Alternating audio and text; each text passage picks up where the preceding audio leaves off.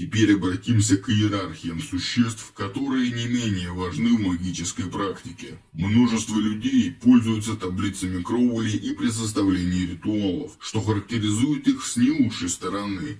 Я сейчас поясню, что имею в виду. Откроем четвертую таблицу и сосредоточимся на столбцах 84, 85 и 86, а также 99 и 100. Признаться, разбор ошибок Кроули меня утомил, потому буду краток. Во-первых, божественные имена, указанные в столбце 84, относятся не к Брия, а к высшему каббалистическому миру, то есть к Ацелут. Во-вторых, я не знаю, с какими каббалистическими списками был знаком Кроули к четвертому десятку лет, когда писал эту книгу, но, как известно из его биографии и о чем свидетельствует эта таблица, с наркотиками он уже точно был знаком. Ведь даже мамкин сатанист знает, что существо с приставкой «архи» выше существа без нее. Однако по названиям таблиц вы уже наверняка заметили, что архангелы у Кроули в низшем мире, то есть Ася, а просто ангелы в более высоком, то есть в Брия.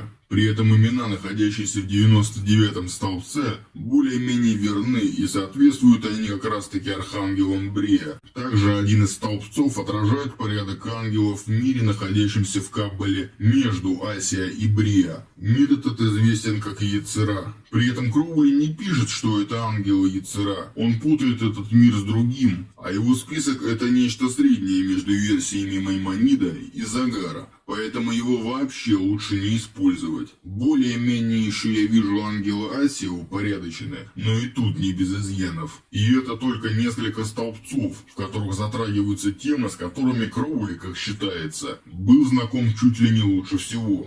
Что уж говорить о других столбцах, где сравниваются разные пантеоны и символы, без какого-либо даже намека на попытку компаративистского анализа. Я даже не вижу смысла этого касаться. Короче говоря, из-за того, что Кроули допускает совершенно дикие ошибки с именами, числами, порядками и вообще со всем, что известно даже дилетантам, его так называемая Каббала и таблицы попросту непригодны. Они бессмысленны, а работать с ними опасно людям, для которых путь в магии еще не потерян. Человек, который использует такие соответствия сам при помощи других, или обучающий применять их на практике, является магом ровно настолько же, насколько человек, приказывающий аристократу именем слуги, является королем. Потому я и не вижу смысла включать эту работу Алистера Кроули в какие бы то ни было вообще списки литературы. Будьте бдительны и всегда проверяйте то, с чем имеете дело.